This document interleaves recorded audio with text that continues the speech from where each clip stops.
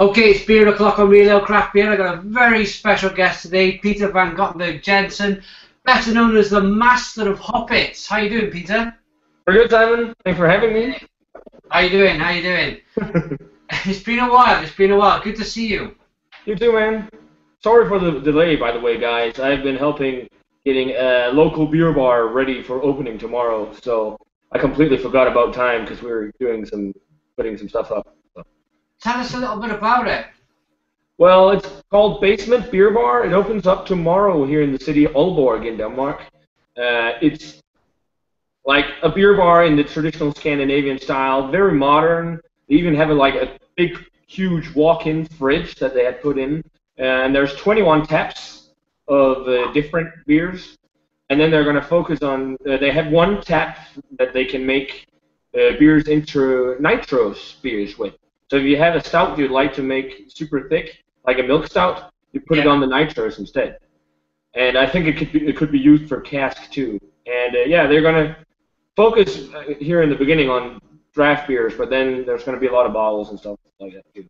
So that sounds really good. I mean, we last probably did a broadcast. It wasn't even a live broadcast. We going back donkeys years ago. We used to do it via Skype and Skype.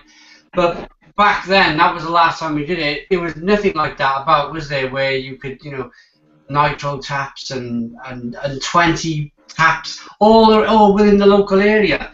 In Cardiff, for instance, we've got a Brewdog bar, and it seems to be getting bigger and bigger and bigger craft beer. Oh yeah, for sure, which is really, really cool. Especially up here in my city. That's really nice. So I'm not entirely sure if we're live right now because I know I can see we are live because I went on YouTube and I just pressed the video and it says starting soon. If I press the links just quickly, guys, I got an events page here. If I copy that for you and if I send it in the message up in the corner, this should be it. Did you get that? Oh, 1 second. Sorry.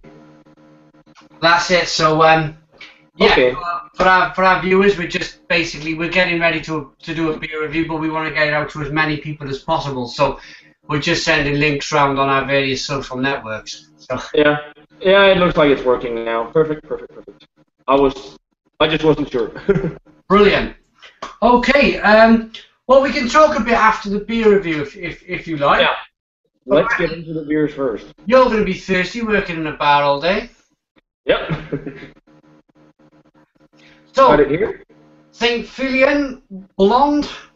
Yeah, St. Feuillien Blonde. This is one of their flagship beers. They have a small series of flagship beers. This is their blonde or Belgian Strong Blonde Ale, Belgian Strong Pale Ale. Yep. And yeah, this is 7.5%.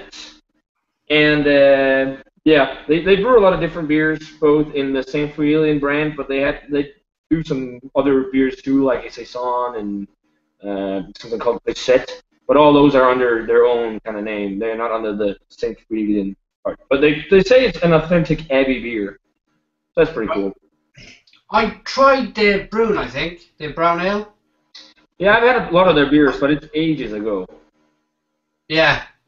This was picked up in a local bottle shop in Cardiff. So, yeah, very thirsty. Let's go. We've got a few viewers already. They're starting to come on board. Hello, everyone.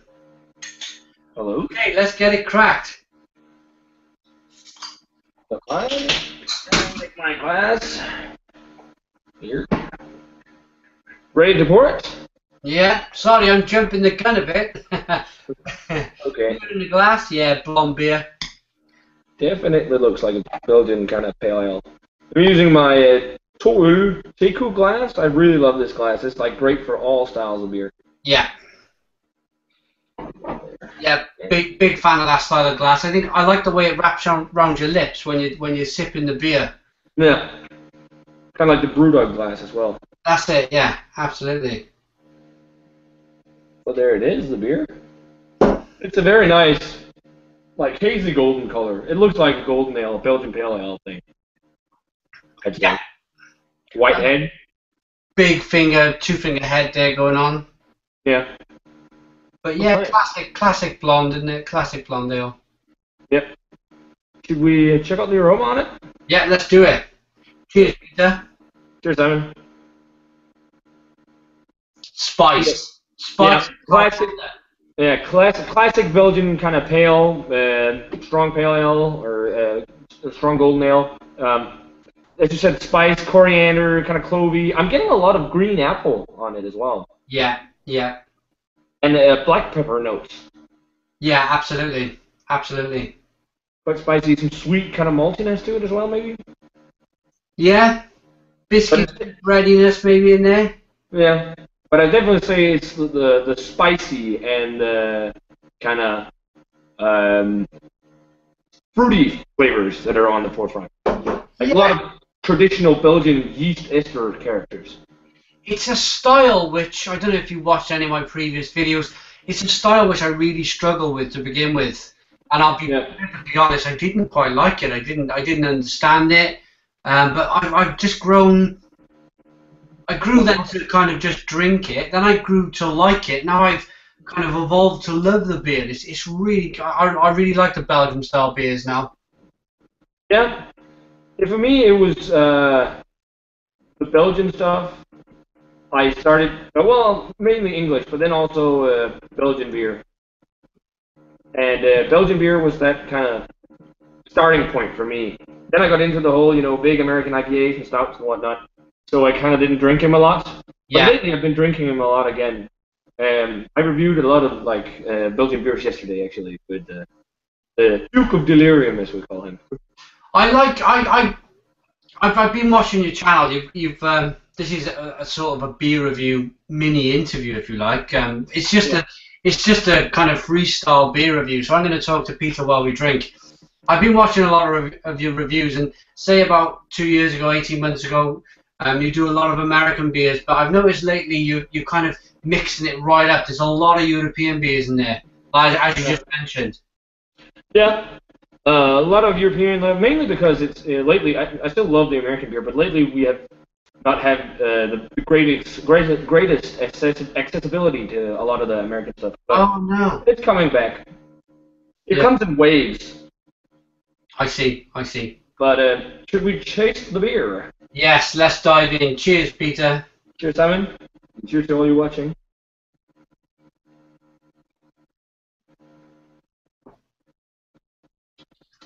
Dead on style-wise, like classic Belgian strong pale ale. Yeah, massive kind of smash of carbonation as soon as I took that mouthful of beer. And that's definitely something I like in these Belgian pale ales. They need a lot of carbonation. Super refreshing too. Very refreshing. It's the carbonation for me.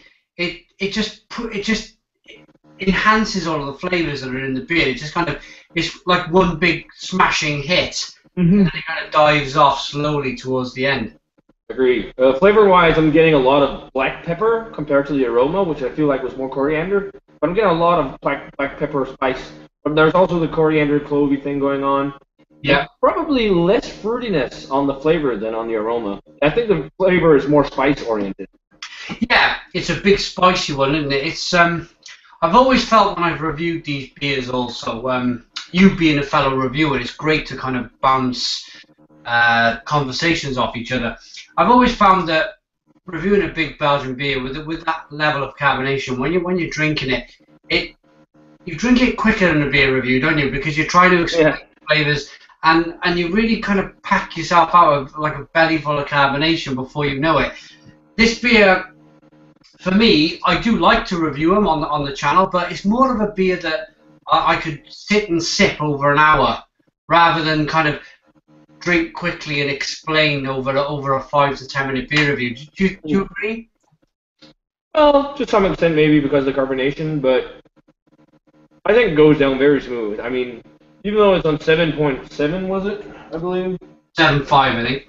7.5. Yeah, I could easily drink a couple of these, like 3 or so or something. But it's strong, so it'll have you on the floor. I almost bought a big 750 with a cork and cage instead of the small bottle, but yeah, Yeah, I decided on going for that either there instead. But it's nice. Also, it's not just spice flavors. There is also some of that kind of green apple, maybe a slight pale stone fruit, and also a little bit of white grape, I think. Yeah, very. The Belgian beers they're And lemon. traditional in the hops that they use. Yeah. Like they kind of, I call them UK style hops, where they're very spicy, if you like. Yeah, I think there's definitely some either Czech or German hops in here. Because it definitely has that kind of German noble hop character, that kind of spicy, something like Hallertau or Saas or something like that. Yeah. Usually these abbeys never state what hops they use, so we can't be entirely sure, but I definitely think it's either like Czech or German, or maybe UK, but possibly I think it's Czech or German. Yeah, yeah. I think it's pretty nice. I like it. Quite a drinkable beer. Yeah, I like it a lot. I like. I wonder, and well, I don't wonder because I've tried some of these beers. I like the fact that what the Americans do with this style of beer is you get that spiciness from the yeast, the spiciness from and the sweet malt, but then they change the hops. They put American hops in. I'm a big fan of these. I think it's a great beer, but I'd like to swap the hops out. Yeah. If that's. I agree. It's a traditional. Yeah. Yeah. But for a traditional Belgian Pale Ale, I like it. There's definitely beers I'd rather drink than this one, but it's affordable and head on for what it is. Absolutely, I could certainly drink a couple of these, as you mentioned earlier. It's just for me the style that's evolved over hundreds of years. They've had a long time to get this right. Yeah. Like the German beers, they've had a long time to get their Hefeweizens absolutely perfect. And yeah, I think that they're a pretty good style of beer. Pretty good style of beer, but as you said, very traditional in this current market we're in. Yeah, agreed. Traditional, but nice. And refreshing. I like the presentation. The beer looks great in the glass. It's got great aroma. I like the spiciness. I like the taste. It's a beer that you wouldn't turn your nose up at. There's nothing that you can probably take away. There's no off flavors. There's no big lumps of yeast flying around in the glass. Yeah, it's a very good beer, I think. Yeah, I think it doesn't state on here, but I think it's a rather old brewery, so they know what they're doing. Yeah. So yeah, but that's basically it. There isn't much else to say about it. It's a traditional Belgian Pale Ale, and if you really like those, it's definitely something for you. And it's also, I think, a good beer maybe to get interested in Belgian beer if you aren't already, because it's so non-offensive, if you can say it like that. Brilliant. Okay, so don't go away, folks. I'm going to ask Peter for a rating. I'll rate it, and we'll probably go on to just a general chat. Yep. General beer chat. So, rating then, Peter, on St. Feuillien Blonde. On your scale, it would probably be an 8 out of 10, because it's dead on what it is. It's really nice, but it just doesn't go up in the high grade for me, just because it's lacking a little more of the nuanced flavors that you can get by using maybe some spices in there, or, as you said, an American hop variety or a New World hop variety. But other than that, it's a bit on classic Belgian Pale Ale. Yeah, absolutely. I'm going to join you on an 8 out of 10. Yeah, I think it's a very good beer. 8 is a very solid rating, but it's not pushing into the 8.5s, the 9s, the 10s. No. It's not, as I call them these days, a Stone the Crow's beer. Oh, no. Not at all. Okay, so that's the beer review sorted. If you came for the beer review, thanks for watching. But if you want to hang around and listen to us talk, then we're going to carry on talking. So, Peter, we have our beers poured, ready to drink and relax. Tell me about some of the beers you've got coming up on your channel shortly. I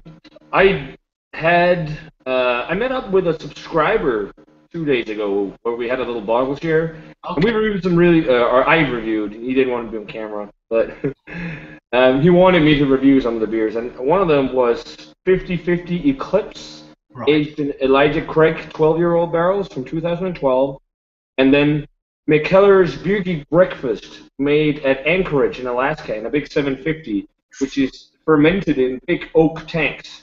Wow. So it was almost funky and stuff because it had flavors from the other beers that's been fermenting in the tanks. And then we reviewed one more beer, which I can't remember what was. And then also, I got a beer mail from, if you follow my channel, you probably know, but I got a beer mail from the U.S. Yes. There's a lot of American beers, some, and mostly Belgian styled. The Spencer Trappist Ale I seen you got.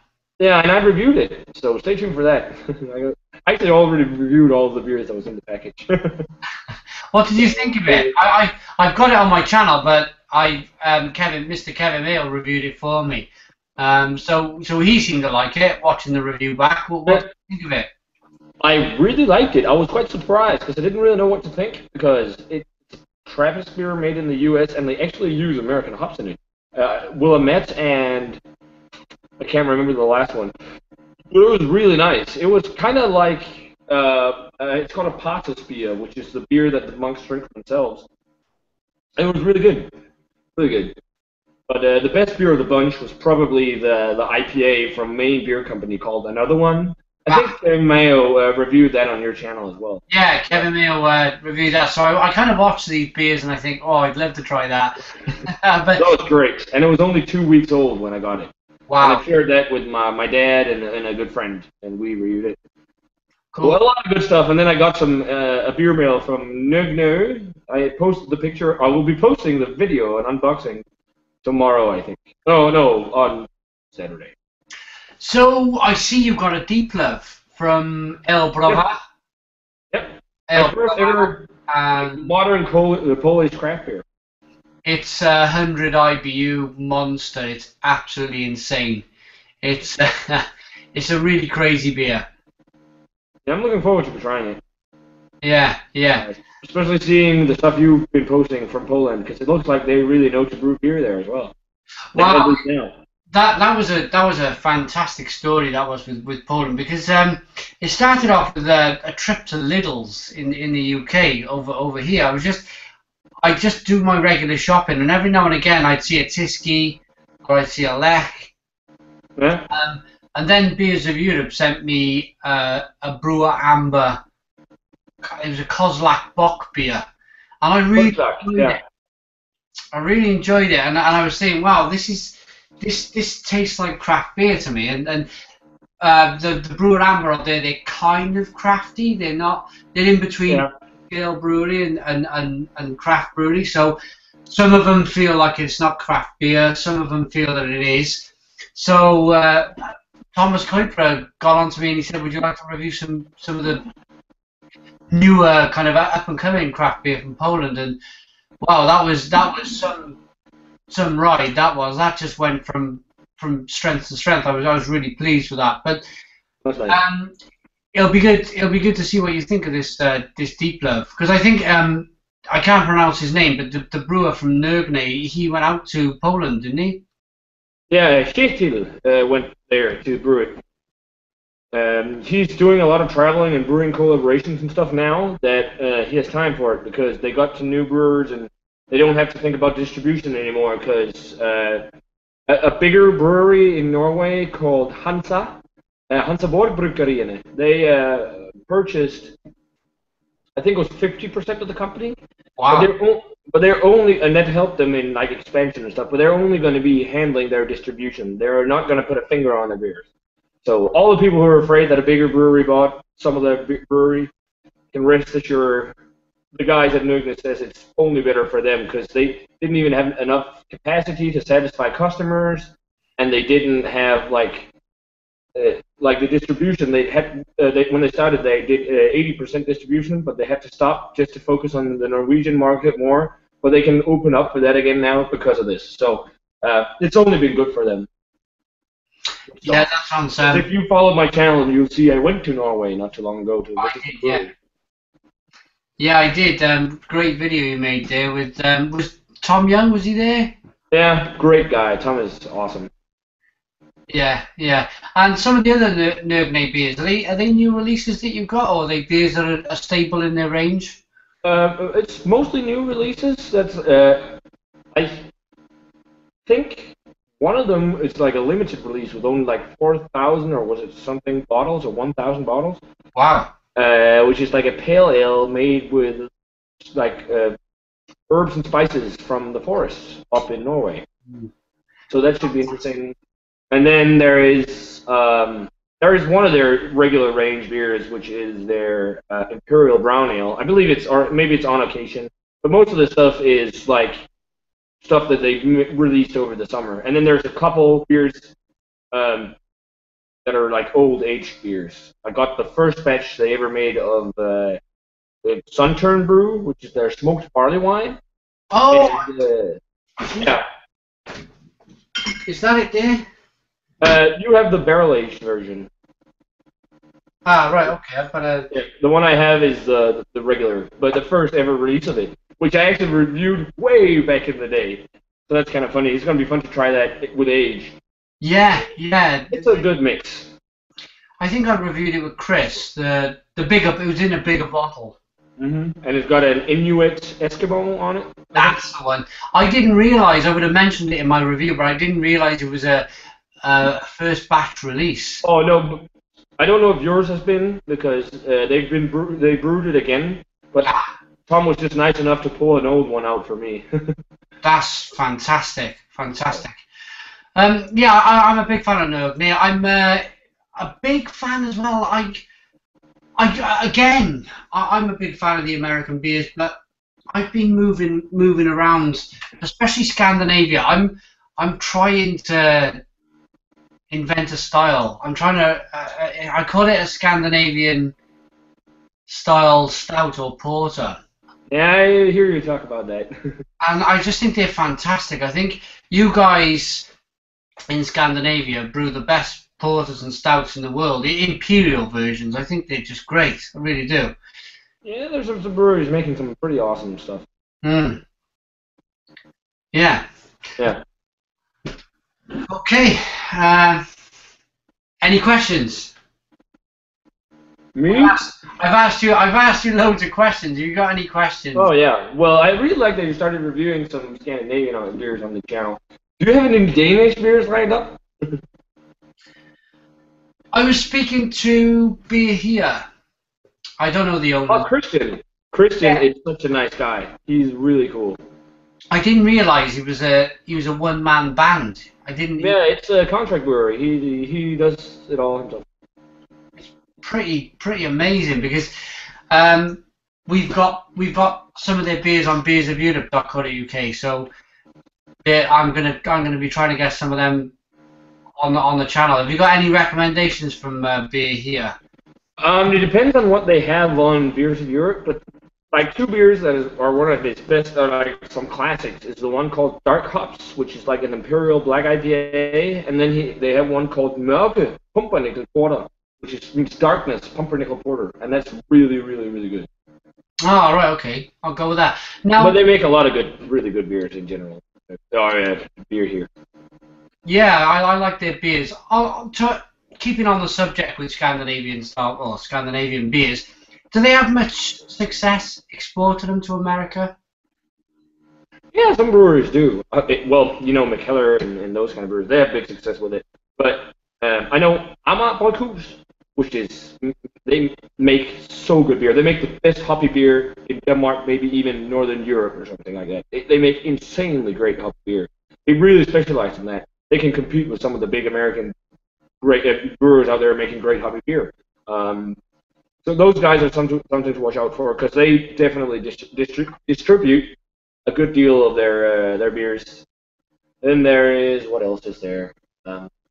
Beer here, as you talked about. There's a new guy coming out. I don't think they distribute yet, but they're called Munkebo. They make beers inspired by Norse mythology. They make some pretty good stuff. Oh yeah, and something to look out for as well. Thomas Schoen, who was the hands-on guy at McKellar, right, starting his own brewery called Rocket Brewing Company, and they're going to release the first beers in October. Oh, brilliant, Yeah, brilliant. if any of you guys watching know about Boreft's Beer Festival in Holland at the Molen, they're going to be releasing their beers there actually for the fest before they come out in bottles. So that should be great. That sounds 'Cause, really interesting. Yeah, yeah, really he interesting. was the guy who did a lot of the traveling around and brewing a lot of the collab beers because Mikkel didn't really have time for it because he had to do all the business operations and stuff like that as well. So Yeah. this should be interesting. What about yourself? What in terms of you concentrating on the channel, or I know you did a collaboration with the Celt Experience a couple of years ago. Was it? Yeah. Maybe even 18 months ago. Have you got anything kind of lined up? Well, I want to be doing. I want to Go do. into brewing. You're gonna dive into opening your own brewery. I'm not going to open up my own brewery because that's too expensive. But well, the thing is, I'm going to be done with my master's degree in English next year, and the main thing you use that for here in Denmark is teaching high schools. Right. But you can also get some jobs in advertising and stuff like that because my minor was media studies where we learned about advertising. But I really want to work in the beer industry, so Yeah. even if it's just like helping out at a brewery and not earning a lot of money, I just want to work in the beer industry because I love it. Yeah. No, I feel. So and then I have my education and I can always get back to that and do that later on, as long as I have that. But I do home brewing. I have a keg, Cornelius keg right here. I can show you. You can probably not see it. It's right here. Oh yeah, I see. It's empty at the moment, but once in a while we'll brew, Jakob and I or some of my other friends will brew up a batch of pale ale or IPA or whatnot, a beer, and then put it in that, and then have some draft beer going. So is Jakob? Has he gone to Iceland or has he come back to Denmark? Greenland. He came back yesterday. We actually went out having a couple beers and then celebrating. So he came back. He's going to be back on the channel very soon. Cool. If you're watching on my channel, you're probably wondering who Jakob is. Jakob's done a lot of kind of collabs, if you like. Well, hundreds of collabs with Peter. He's kind of his right-hand man, really, and he does a lot of beers, and they drink loads of porters and stouts, and good channel to watch. Good channel to watch. The journey. I wanted to talk about the journey. We're both going to be this December and January 5 years old on YouTube. Yeah, it's crazy. I actually have some stuff lined up for that. Here in my local city now that this beer bar is opening, Basement Beer Bar, it's one of my friends who's opening it, luckily enough. Yeah. So we're going to schedule a big Master of Hoppets tap takeover where I'll be in charge of what beers go on, and hopefully there will be some beers that I kind of did some collaboration stuff with. That's not anything definite yet, but hopefully we'll get some of that sorted. But no matter what, there's going to be like a big Master of Hoppets tap takeover there with beers that I think are awesome. Well, what strikes me is even after all these years, your enthusiasm and the fun aspect of beer, it's not gone away. In fact, it's not. The same with you. It's grown. Your beer love has gone from here to here, and I think that's what I like about your channel. That's why I've always watched, and it's great to see. If you're living beer after 5 years' time, I reckon you'd be running your own brewery in 10. Yeah, I don't know. I mean, it would be cool, but I need some experience with all stuff like that before I could at all think about it. But Jakob and I have talked about it sometimes, about doing something on our own. But I don't know. We'll see what the future brings in that aspect. But I definitely still want to keep doing the YouTube beer thing as well, because I still think it's humongous tons of fun. For me, it's evolved. It started as fun. It's still fun. But now I sense opportunity. And I don't mind saying this live to my viewers. I sense that when I started, I haven't got my phone with me. But here's the case. When I started, my phone screen was this big. on a Nokia, and it was black and white, and there was no way of watching video. And now this is my phone cover. It's more or less a 6-inch display. So really, effectively, you're walking around with a television in your pocket at all times. Yeah. The networks are getting better. You can watch more broadband or 4G video on the go, and I think especially with the kids. My kids now 7 and 4. Sorry, they only watch YouTube. They only watch Minecraft, or they only watch kids playing computer games on YouTube. They don't have any sense or need for television. So I think it might be a long time in the pipeline, but I think what we're doing here was something that we may have fallen into something very good almost by accident. Do you feel that way? I really haven't given that much thought. I know it's growing, YouTube and all that stuff, so I don't know. Who knows? One thing though, I don't know. I don't know what to think of. Is like, well, now YouTube keeps changing and all that stuff, and I don't know if you heard. You know the guy Video Beer Reviews, right? Mark Sanderson. He did some. He was one of the first beer tubers as well. He did, cooking with beer and stuff like that, and on his Big Green Egg. His channel was removed from YouTube by YouTube because apparently some company or something filed complaints for. I think it was a poster or something in the background of his videos.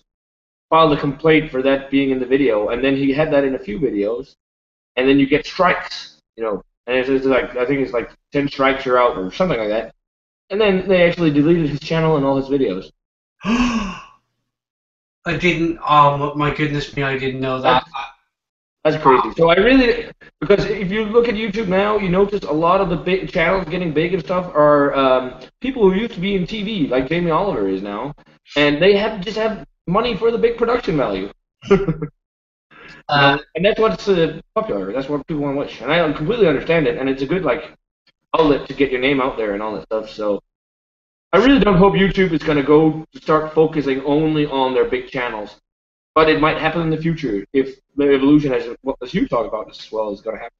Completely off topic and not about beer, but it's just like when I heard that his channel got deleted for that, and it was like without warning. It was like, shit. That's crazy. That would be devastating because, like we were just talking about, nearly hitting 5 years old. We've got material that, well, for a start, we look younger in. Yeah. I could. His channel's probably 6 years old. Like you said, he's one of the first. Yeah. To have something 6 years old where you put 6 years of your life into, just deleted, just like that, I think is dreadful. Absolutely dreadful. I'd be devastated. Yeah, it's important to do backups, but the reason why I don't is I do have an external hard drive, but it's so much space for all those videos because they take up a lot of space, like a full HD video. Yeah, same as me. I don't have any backup whatsoever. I'm relying. I'm completely on YouTube. So I just hope the kitchen company I bought this kitchen from doesn't file a complaint. But I don't think there's any it's a poster in the background. That is lame. That just doesn't make sense to me. I think it was something like that. But that's why you have to be careful for you people who do beer reviews who use copyrighted music in your videos. Be careful. Yeah, be careful. I think it's something like sometimes it can be okay in something called fair use, and sometimes you're just not able to get ad revenue from your videos. But just keep an eye on your YouTube standing because you can do that on your YouTube main page. So, yeah, completely off topic. But let's get back to the beer. Where do you think craft beer is headed? Where do I think craft beer is headed? Yeah, in the future, because a lot of people are, talking about they're afraid of the bubble bursting and stuff like that. No, I don't see any fear from where I am with that. I was with Rob Davishire of Hop Scene 3 weeks ago. We were in London, and he was talking about bars in London when he first started drinking and going to the Great British Beer Festival. There was 1 or 2 bars. Now there's at least 4 or 5 Brewdog bars alone in London. There's the Cask bar and the other bars called Craft. Yeah. There's so much going on. There seems to be a craft beer bar opening on every corner, which for me is great. I go as far as Googling maybe once a fortnight. I'll just Google craft beer and I'll go up to the news section and I'll read the news on craft beer. And it generally comes from America, but there's people who, there seems to be a hop crisis at the moment, whether they can't get enough hops for their beer. That happens once in a while. There's companies out there that they're manufacturing mash tuns and they've got like a 2-year order waiting list, but they just can't build these mash tuns fast enough. I think the big companies have had it easy for far too long. And I think people want to taste stuff in their beer. And I think it's still only 9% of the market in America, craft beer. Yeah, it's not a lot, but there's 91% left. Yeah, it's growing, which is awesome. I really like that. One thing I think is really cool, and I wonder if other breweries are going to do that. But Stone is opening a brewery in Berlin. You know, that is pretty crazy. Maybe they will be doing, in the U.S., they have the series called Enjoy By, where they make a double IPA, and then it has, like, Enjoy By, and then the date that you should enjoy by to get the freshest tasting IPA as you can. And then online, you vote on Twitter for the states that it goes to.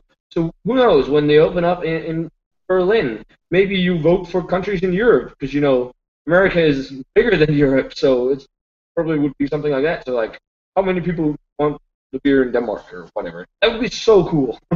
I hope just to get fresh, like, American-style beer like that from an American brewery in Europe. That would be insane. And I believe also Brooklyn is opening a brewery in Stockholm, in Sweden. Yes, I heard that. It's owned by isn't it like a collaboration with a Swedish brewery?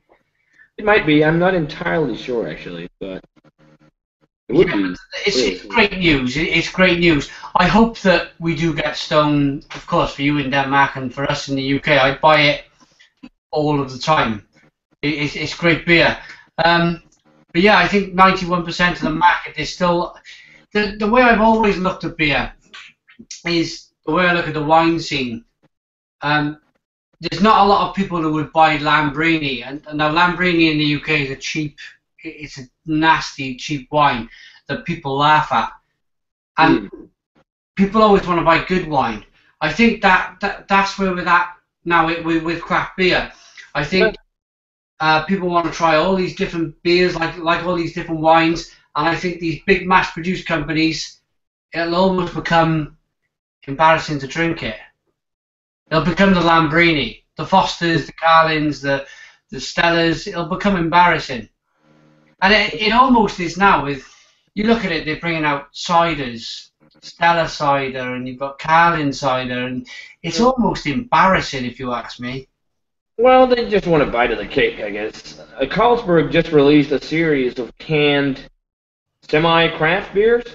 There's 3 different beers. One is an IPA, one is an Irish Red Ale, and the last one is like a steam beer, a California Common.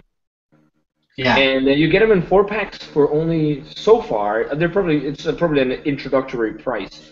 But so far, 25 kroners for 4, which is like, I don't know how much that is in pounds, but it is very cheap in like Danish standards. Because in Denmark, we're used to paying a lot of money for craft beer. So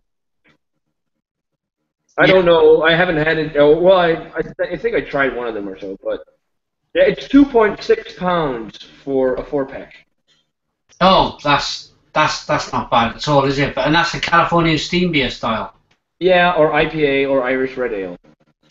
Oh. And then you get them in the 4-packs. I think they're going to bump up the price. I don't just think it's for introduction. But the fun thing is, it's almost as if it's called the Brewmaster's Collection. It's almost as it's almost as if it is like a way to get into the craft beer market, to get some of the customers. Or maybe, well, just as an introductory beer to craft beer. Because Carlsberg also have 2 craft beer lines. One is called Jacobsen, and the other one is called Simperarten. And Jacobsen makes some pretty decent beer. So. Yeah, I think it's gonna happen. I think Miller Coors. I read in the Financial Times that they've ignored the craft beer sector far too long, to the point where they may think it's too late. Oh.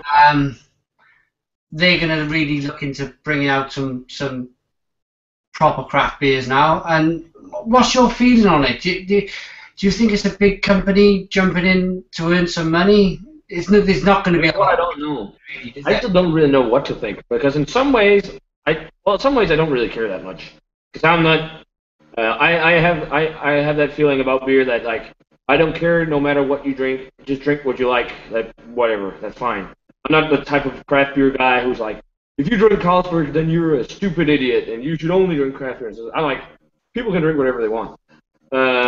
So in that sense, I think I don't really care. But then in the sense of them, doing the craft beer stuff and trying to get into the craft beer market, or maybe two sides of it. Maybe one is that it's just to earn money on the craft beer wave, or maybe it could work as a good gateway. Gateway is a bad word to use, but it could work as a gateway for people to get into craft beer. Yeah, that would be, because then of course they've got advertising budgets for the TV. So all of a sudden, then you see craft beer on the television, and then you crafty beer. Crafty beer on football shirts, and so that might work as a gateway beer where people wonder what this sector is. People are always inquisitive. They always look to see what's about, and they may move on to really, really good beers. But in Denmark, where you are, what would you say the market share is for craft beer? Would you say there's a lot more people drinking craft beer now than there was 5 years ago? I seriously don't know. It's not something I've researched, so I don't know. But there's like the Danish Brewers Association. They have a website where you can see the sales from last year from different breweries and how many brewers we are. I think we're like 120 or 30 different craft or breweries in total in Denmark, which is a lot for such a small country. But I don't know actually at all. But I think it's growing a lot, because just my friends there opening a beer bar in this city, and the city I live in is not known for great craft beer. It's like a party city. It's when you go on vacation in Denmark, people go here if they're my age to go to party, because it's known for a street called Jomfruenegade, or it's nicknamed the street, which is just one street just with bars and clubs. And so that's what it's known for. It's known for people going here and just getting pissed, not for taste and stuff like that. But it's changing with, like, him opening a beer bar now, and maybe that's going to change even more. Maybe more people will open up beer bars here, because it started off in Copenhagen, and Copenhagen is now one of the craft beer capitals of Europe. And now it's slowly growing to the rest of the country, which is nice. Yeah. I think if there's 120 craft brewers out there, there must be a real reason to brew craft beer. So it must be doing really well. I'm not sure it's still 120, but it was at one point. A lot of breweries closed down simply because their beer wasn't, on par with the rest. So people didn't buy it. I see. Fantastic. Anything else before we knock off this hangout? No, not really, actually. You have to check out the Belgian Blonde if you haven't already. Yeah, I enjoyed that. It's I finished my glass. Yeah, same here. That's always a sign of a good beer. Yeah. Okay, brilliant. Thank you very much, Peter, for joining me. It's been too long. We haven't hung out we've never hung out really live. This is our first live broadcast together. I feel it went very well. Please put your comments in the comments box. Tell us what you thought of the review and then the after chat. Do you just want us to do reviews in the future?